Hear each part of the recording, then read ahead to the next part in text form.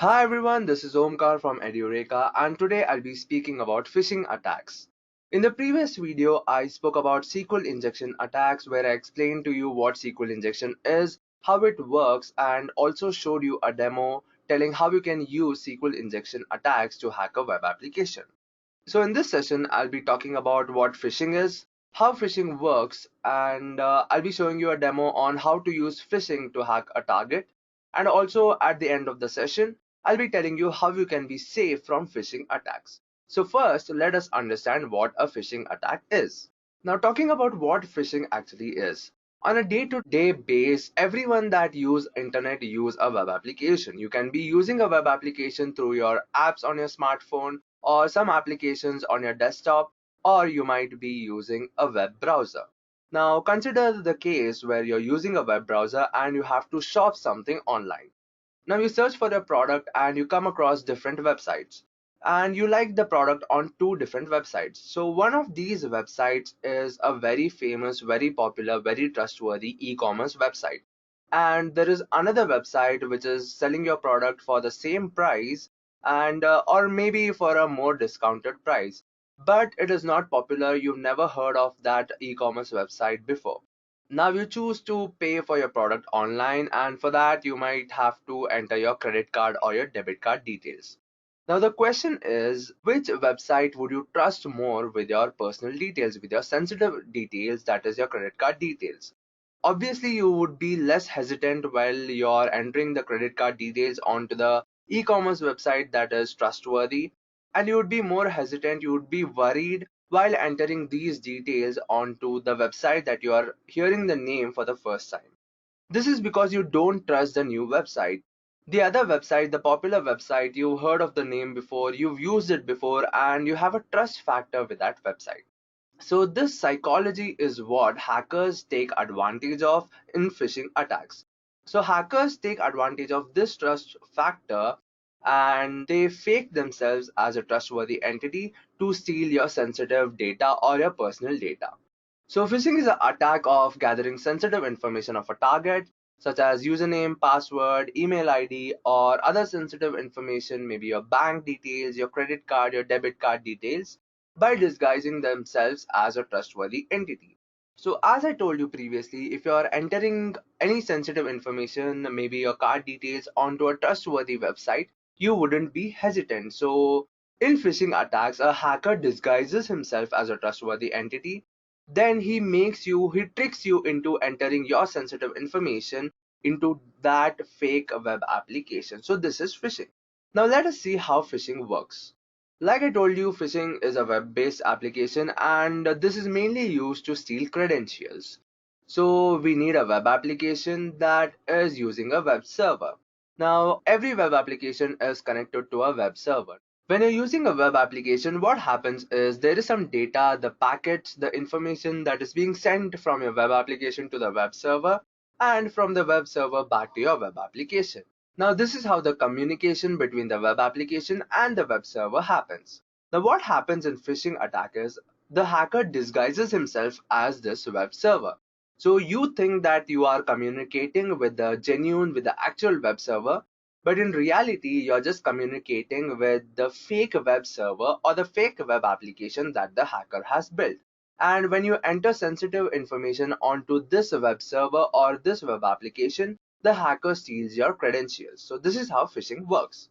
Now let's see what are the steps for a phishing attack.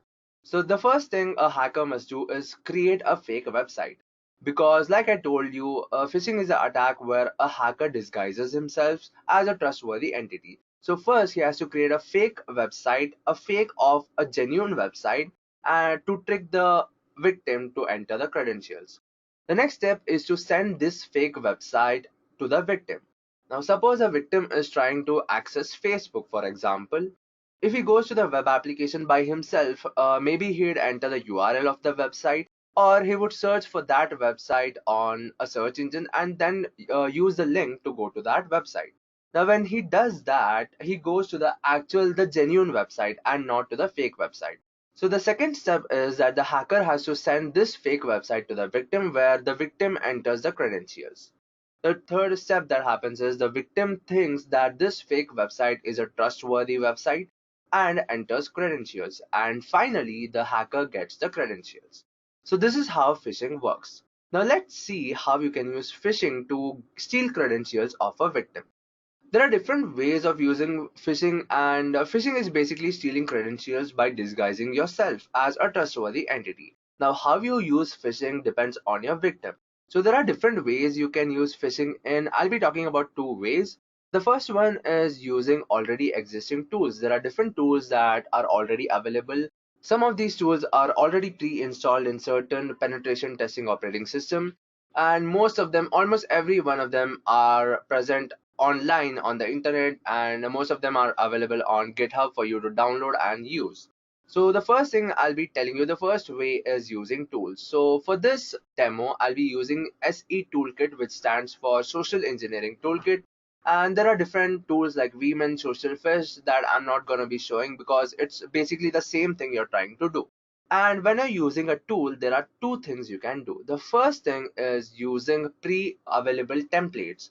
So most of these phishing tools come with pre-available templates, and you just have to use these templates to create a fake web application. So what if you want to fake a web application or creating a phishing page of a web application that is not pre-installed? In that case, you can go for the second option, that is cloning a website. So in this method, what you do is you enter the URL of the web application that you want to fake, and then the tool creates a clone of that web application. So first, let us see how you can use SE Toolkit tool, that is Social Engineering Toolkit tool, to clone a website using pre-available templates. So to enter this tool, I'll be typing SE Toolkit. I'll be getting a lot of different options that I can choose from. I'll be using the first option, that is Social Engineering Attacks, because that's what phishing comes under. So I'll choose option 1, I'll hit enter. And there are different websites. I'll be choosing option 2, that is Website Attack Vectors. And then I'll be choosing option 3, that is Credential Harvester Attack Method, because we are trying to steal the credentials of the victim. Now I've got different options. Like I told you, you can use pre-available web templates or you can use site cloners. So first I'll be telling you how you can create a fake phishing web page using pre-available templates. So I'll choose option 1. The first thing you have to do is enter the IP address that the results of the phishing has to be returned to, because when you create a fake web application and the victim enters credentials, those credentials has to be sent back to you so that you can use them. So you have to enter your IP address. To find out your IP address, you can open the terminal, then type ifconfig, and you can see different interfaces. And because I'm using a local machine for this demo, I'll be using Ethernet 0, and the IP address for this is 192.168.111.181. So I'll copy this, and as you can see that this tool is by default taking the same IP address. I can just go ahead and hit enter. And suppose you want to change the IP address, suppose you have different interfaces and you want to use a different interface, in that case you can use the IP address of the other interface. For this demo, I'll be keeping the IP address same, and I'll just go ahead and hit enter. Now there are three options. There is Java required, there is Google, and Twitter. And for this demo, I'll be creating a phishing page for Google. So I'll choose option 2, that is Google. Now the tool will run, it will create a web application, a phishing web application, and I'll just hit enter.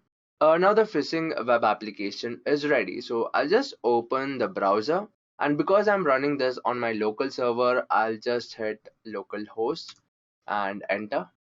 Well, you can see that there is a Google login page that is asking for an email ID and a password. And as you can see in the URL, that it is not the actual Google page, because the actual Google login page would have a different URL. Now, what you have to observe is what is shown on the terminal, because whatever the victim enters, those details can be seen on the terminal. Now what you have to do after creating a fake phishing page, you have to send this page to your victim. And when you send this page to your victim and the victim enters some details, maybe abcxyz.com and some random password, and then he hits the enter button, You can see on the terminal that the phishing tool shows the email ID and the password that is entered by the victim. So this is how you can use pre-available templates to create a phishing page. Now, what if you want to create a phishing page of a web application that is not available as a web template? In that case, there is another option that you can use, that is the site cloner. So let's see how you can use site cloner to create a phishing page.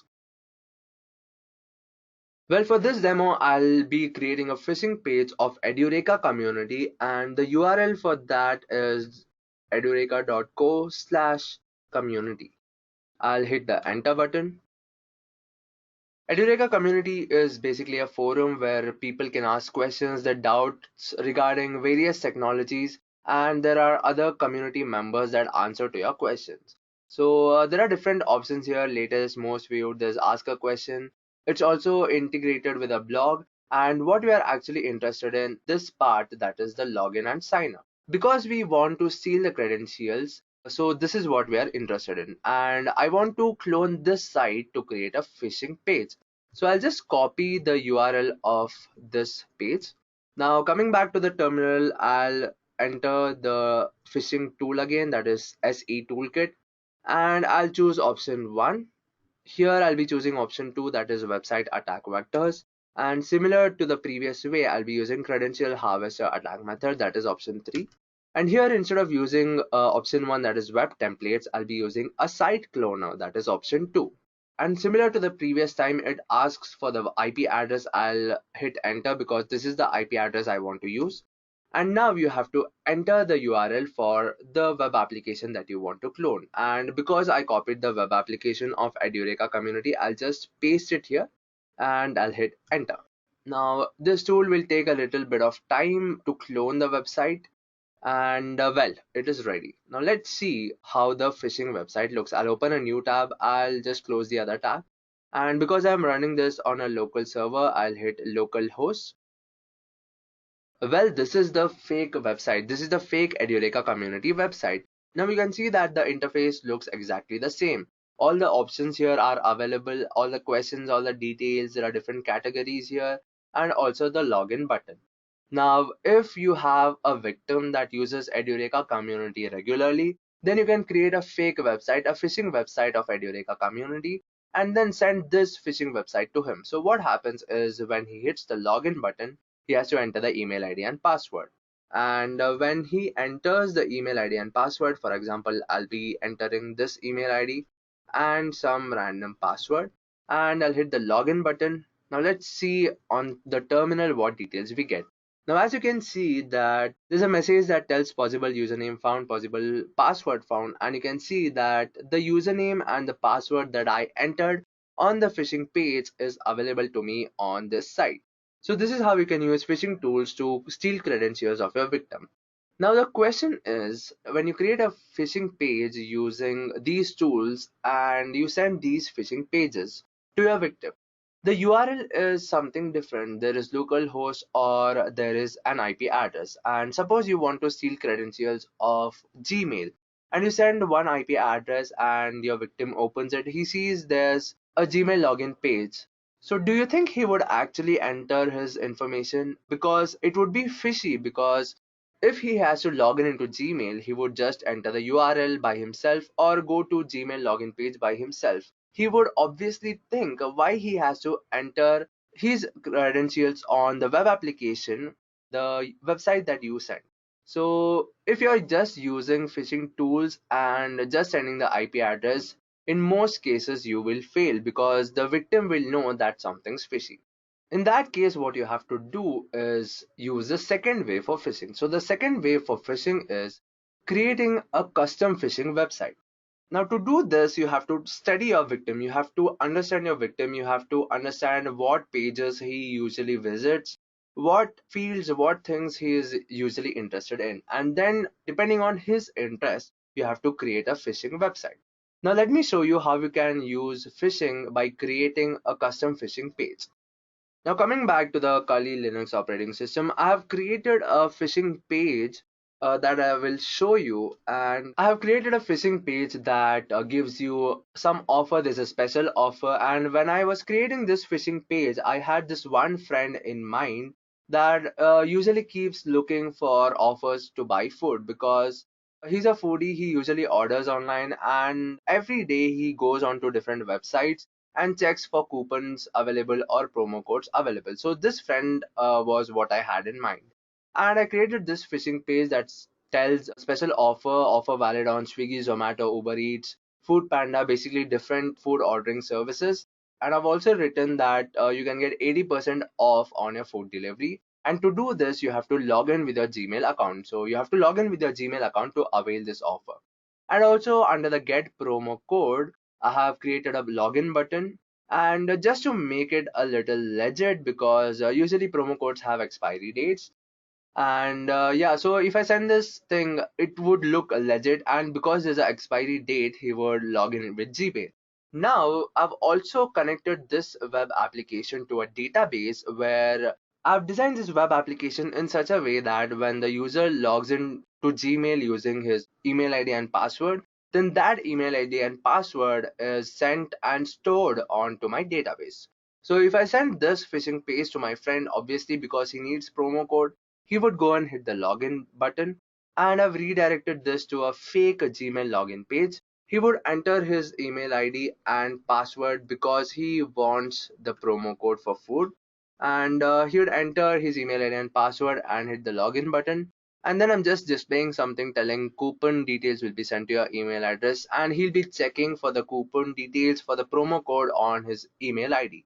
But what happens in the background is his credentials are sent to my database and stored in it. So let me just check what details I've got on my database. So I'll be logging into my database first. And for this, I'm using the database called test. So I'll just select that database. Let me see what tables are available here.